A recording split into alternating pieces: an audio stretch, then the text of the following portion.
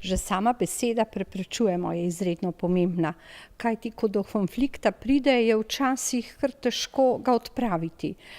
Ljudje molčijo, se bojijo za zaposlitev, tako da se mi zdi, da je gradnja odnosov v kolektivu, odkritost, odprtost, možnost povedati svoje mnenje izjemnega pomena.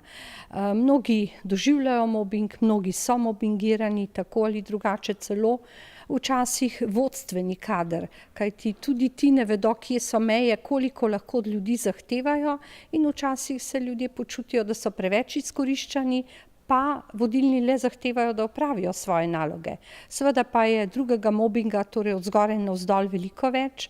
Mlakuže odnosov so krive, tudi zato, da neka skupina se zoperstavi drugi, in takrat ljudje ostanejo osamljeni, se umikajo v bolniške odsotnosti, v depresijo, skratka, potem pa nastopi težko dolgotrajno zdravljenje. Kaljenje odnosov je tu danes kar pogosto prisotno.